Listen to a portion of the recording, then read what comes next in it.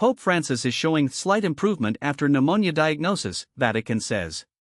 Pope Francis was reading and signing documents following a second peaceful night in hospital, a source said Thursday, a day after the Vatican announced the pontiff was showing slight improvement.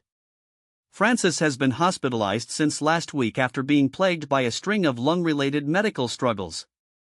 He had a CT scan and was diagnosed with pneumonia in both lungs on Tuesday, following an earlier diagnosis of polymicrobial infection of respiratory tract.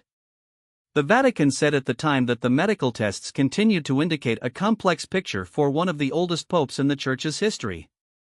On Wednesday, the Vatican described Francis' clinical condition as stable and said his blood tests showed a slight improvement, in particular of the inflammatory markers. Francis got up and ate breakfast in an armchair on Thursday, the Vatican said. The update was similar to what was said on Wednesday, when the Vatican announced the Pope had breakfast, read newspapers, devoted himself to work activities with his closest collaborators, and received the Eucharist before lunch. A source said on Thursday that the Pope was accompanied by his closest collaborators at the hospital. He was previously visited by Italy's Prime Minister Giorgia Meloni. In a statement following her visit on Wednesday, Meloni said she found Francis alert and reactive. "We joked as always. He hasn't lost his proverbial sense of humor." Complex clinical picture. The Vatican on Tuesday said despite the onset of pneumonia in both of his lungs, Pope Francis is in good spirits.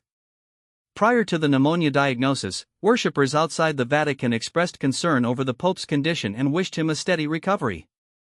"We certainly wish for him to get better very quickly," Reverend Tyler Carter, a U.S. priest, told Reuters.